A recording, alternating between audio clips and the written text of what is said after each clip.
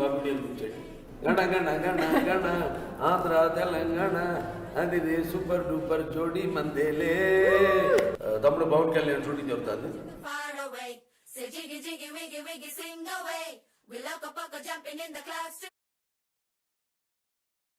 అట్లా చూసుకుంటే ఈవిడ గురించి ఒకటి చెప్పాలి. ఈ పనిచేసే ప్రతి డైరెక్టర్ గురించి ఒక బుక్ రాయాలి.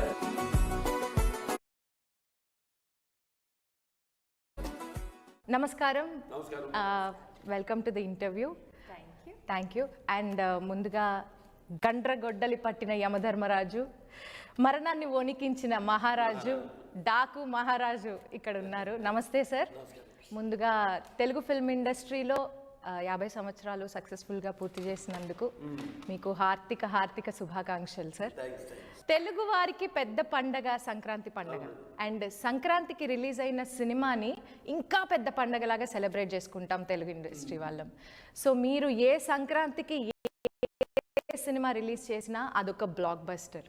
సో ఈ సంక్రాంతికి రిలీజ్ అవబోతున్న సినిమా డాకు మహారాజ్ ఎలా ఉండబోతుంది సార్? ముందుగా అందరికీ నా సంక్రాంతి శుభాకాంక్షలు తెలియజేసుకుంటాను. సంక్రాంతి అంటేనే నిజంగా చెప్పాలంటే 16 మన తెలుగు పండగ, అంటే రైతుల పండగ. ముఖ్యంగా రైతులు సంవత్సరం అంతా కష్టపడిన వాళ్ళ కష్టానికి ఫలితం ఏదైతే పండుతుందో అది మిగతా అవన్నీ కూడా వాటిలన్నింటినీ కోత కోసి బస్తాలకి నింపి అలాగే బండకి ఎక్కించి, సో వాళ్ళు పడిన కష్టానికి ఫలితము ఈ సంక్రాంతి పండుగ. అన్ని సినిమాలు వేడివేడిగా ఉంటాయి.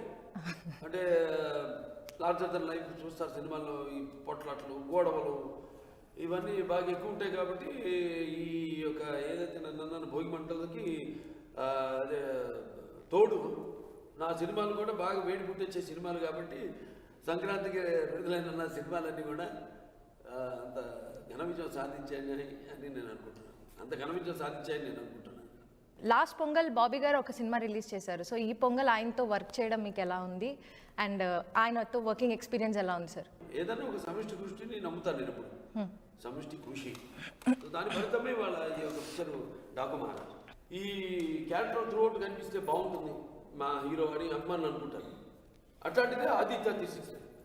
91లో చేశారు. అంటే 91లో చేసింది ఇంకా నా మైండ్లో గుర్తుందంటే అది మరి అభిమానులు అప్పుడు కోరుకుందేవాడు. సినిమా అంతా గెటప్లో కనపడితే బాగుంటాను. సో వెంటనే ఒక అటువంటి గెటప్తో ఒక సినిమా మొదలు పెడదాం అని నేను డైరెక్టర్ గారు మళ్ళీ అనుకున్నాం. అక్కడి నుంచే ఈ డాకు మహారాజ్ అన్న ఒక మంచి నేపథ్యాన్ని ఎన్నుకుని, అంటే మా సినిమాలో మెసేజ్ ఉంటుంది. అఖండ అంటే దేవుడి జోలికి, అదే ప్రకృతి జోలికి వచ్చినా లేకపోతే పిల్లల జోలికి వచ్చినా ధర్మం జోలికి వచ్చినా దేవుడు సహించడు. ఒక సాచురేషన్ పాయింట్కి వచ్చాక దేవుడు ఒక అవతారం తప్పదు. అది ప్రత్యక్షంగా కావచ్చు లేకపోతే పరోక్షంగా మనిషి రూపంలో కావచ్చు అన్న మెసేజ్ ఇచ్చాం. అలాగే వీరసింహారెడ్డి ఒక మంచి అన్న చెల్లెల రక్త సంబంధం నాన్నగారి, లేకపోతే నేనే చేసిన ముద్రమాయ కావచ్చు. కాబట్టి మంచి ఫ్యాక్షన్ తీసుకున్నాం. మామూలు బ్యాక్గ్రౌండ్ కాకుండా ఇప్పుడు బ్యాక్గ్రౌండ్ కూడా మనకు ఫెచ్చింగ్గా ఉండాలి. అలాగే ఈ సినిమా కూడా ఆదిత్య తీసిన గెటప్, ఆ గెటప్లో ఇచ్చి ఒక మంచి బ్యాక్గ్రౌండ్, ఒక డెజర్ట్ని తీసుకుని దాని చుట్టూ కథను అల్లడం జరిగింది. ఒక మంచి మెసేజ్ సార్. 100కు పైగా చిత్రాలు చేసిన మీరు డాకు మహారాజ్ అనే చిత్రంలో ఎంత వైవిధ్యంగా కనబడబోతున్నారు? ఎంచుకుందే అదే దృష్టిలో పెట్టుకుని కొంచెం వైవిధ్యంగా ఉండాలి. ఏదైనా ఏ సినిమా పోలిక లేకుండా ఉండాలి. పాత్రలు చేసే పాత్రలు కూడా అలాగే ఉండాలని నేను ఎంచుకుంటాను. కాబట్టి డెఫినెట్గా డిఫరెంట్గా ఉండేది, వైవిధ్యంగా ఉంటుంది. మంచి మెసేజ్తో అండ్ మంచి గెటపే ఉంది మీకు అందులో. అవును, బ్రహ్మాండమైన గెటప్. అసలు టీజర్ చూసి మేము అందరం నిజంగా షాక్ అయిపోయాం సార్. ఎవరు ఎక్స్పెక్ట్ చేయాలి దాకా ఎవరు తెలియదు. ఎందుకంటే ముందు టైటిల్ మనం అనుకున్నప్పుడు టైటిల్ సపరేట్గా అనౌన్స్ చేద్దామన్నాను, నేను ఆపాను. లేదంటే టైటిల్ సపరేట్గా అనౌన్స్ చేస్తే టైటిల్కి విలువ ఉండదు. అది ఆ గెటప్తో అనౌన్స్ చేస్తేనే ఆ టైటిల్ పడుతుంది. సో కాబట్టి మనం టీజర్తోనే టైటిల్ అనౌన్స్ చేయడం వల్ల ఇంత మంచి యాక్సెప్టెన్స్ ప్రేక్షకుల నుంచి వచ్చింది. శ్రద్ధ గారు, how was it working in this film? ఒక కొత్త ఎక్స్పీరియన్స్, కొత్త the technicians that I worked with were like Bobby sir, for example, the director. His the filmography that he has, sort of the filmography that he has is is very different to the films that I have done, let's say. So the performance requirement for a movie like Daku Maharaj, for a character like Nandini, was also different for me. And it was very interesting to see, okay, do I have it in me to bring this performance out? It's not everyone's cup of tea. So nakade, we shot in Rajasthan for about 20 days and had an amazing time. Really fell in love with the entire team. Sometimes, you know, usually when you do outdoor schedules is when you really bond with the team. Yeah, you become a family because no one's going home, everyone's going back to the hotel and talking. So that was a really nice experience. Pragna ma'am, first of all, hi and welcome back. మీ కాంబినేషన్లో already మేము అఖండ మూవీలో కన్నుల పండగగా ఉండింది. It was an eye feast for us to watch. So how is it working with Balayya sir again and how has the relationship between you both evolved by this film? Wow. It's a nice question. How is the chemistry? I genuinely feel truly blessed to have gotten a chance to work with him again. And honestly, before starting this film, I had a feeling that, you know, I don't know how the energy on this set will be because that was a different film, that was a different character. Different team. So he was a certain way. So when I was coming on this set, I was like, let me see if he's the same person. He's exactly the same. The most jovial, the most fun, the most positive. Like you just experienced 5 minutes before starting this interview. Yeah, I know. He likes to chit chat. He wants to just have a good time. He wants everyone to have a good time. Yes. So I feel that's how he is. He makes everybody very comfortable. Yes. So instantly you feel comfortable. There is no this superstar energy or aura. He's just like everybody. So. But how long did it take for you to, you know, when you entered the set for the first time acting with Balaya sir? 15 minutes. 15 minutes? To get comfortable. Just 15 minutes. Of Akhanda, I met him for the first time, like when he was already ready. I've gotten ready and come, and I was shivering from inside. Yeah. I'm like, oh my God, I don't know how this day will be. I have just entered. He's like, hello, Pragya, how are you? Let's do this. I met you last time here, this and that. And he got me comfortable within 5 minutes. In 10 minutes, amazing. there was this Muhurtam Puja and Nariyal and everything came. We were inside the car. First shot was in the car. And that's it. We were friends. He got me a gift also. I remember on the first day. I'm not going to share what gift he got. And He got me a present. that's sweet. First day. The sweetest, yeah. He got me a present. I remember the first day in the car he gave me. This is your present for, you know, first day of shoot. All the best to you. And I was like, I thought it's a joke. I thought he's just giving me some box. It was a gift. That's super sweet. He's lovely. విశ్వవిఖ్యాత నట సార్వభౌముడైనటువంటి ఎన్టీఆర్ గారు ఈ 75 సంవత్సరాల ఇండస్ట్రీలో పూర్తి చేసుకోవడం జరిగింది. And అదే సమయంలో మీరు 50 ఏళ్ళు పూర్తి చేసుకోవడం జరిగింది. ఇది చాలా అరుదైన ఒక సిచ్యువేషన్, యాదృచ్ఛికం. అండ్ మీరు దీన్ని ఎలా ఫీల్ అవుతున్నారు సార్?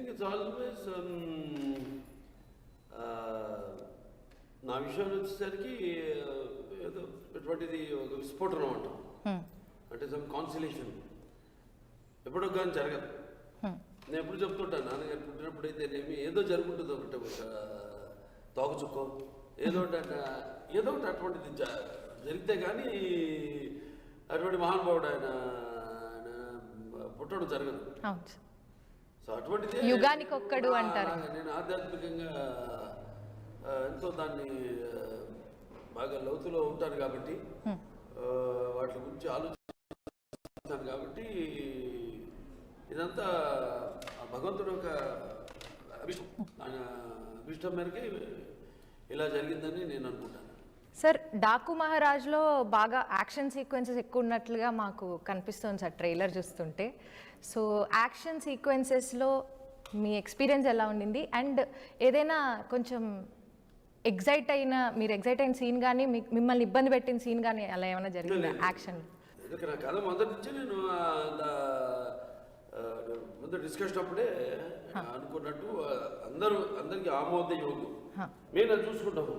ఏంటంటే ఏది ఒక ఫ్రేమ్ కూడా వేస్ట్ కాకూడదు, తీసింది మొత్తం ఉండాలి సినిమాలో. ఏది తీసింది మళ్ళీ ఇది విడితే ఎక్కువైందనో దాన్ని తీసేయడం అట్లా ఉండదు. మొత్తం ప్లానింగ్ అంతా ఉంటుంది. డైరెక్టర్ ఫైట్ మాస్టర్ కూర్చొని ప్లాన్ చేసుకుంటారు. సో అంటే దీంట్లో చూస్తారు అంటే సన్నివేశాన్ని బట్టి పోరాటాలు. సో ఒకదానికొకటి ఒక ఫైట్కి ఇంకో ఫైట్కి ఎంత తేడా ఉంటుంది, సన్నివేశానికి తగ్గట్టుగా ఆవేశంగా వెళ్ళేవి కొన్ని. సో ఎక్కువగా సినిమాలంతా సన్నివేశాలన్నీ ఆవేశపూరితమైన సన్నివేశాలు. సో చాలా బాగా వెంకట్ మాస్టర్ చాలా బాగా కంపోజ్ చేయడం జరిగింది ఫైట్స్. నైస్.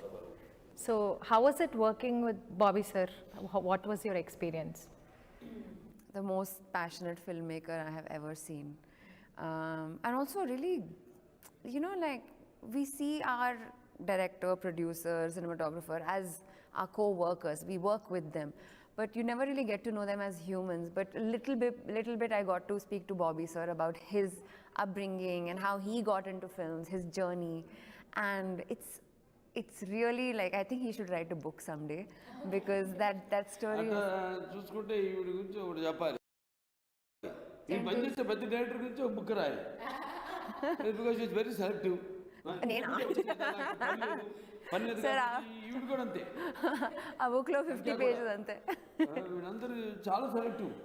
ఊరికే సినిమాలు ఉపయోగించుకోవడం కాదు, సినిమాల్లో బాగా నచ్చితే వాళ్ళకి ఆ పాత్ర ప్రేమిస్తే తప్ప, ఏదో ప్రత్యేకత కనపడితే తప్ప వాళ్ళ సినిమా ఒప్పుకోరు.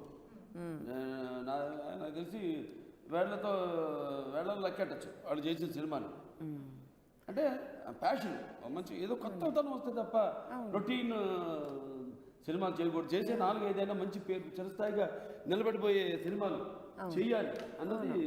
సో ఆవిడ ఈ చెప్పినట్టు ఆవిడ పనిచేసిన 4-5 సినిమాలు, ఆవిడ కన్నడ నాకు తెలియదు ఎన్ని సినిమాలు చేసింది ఆవిడ.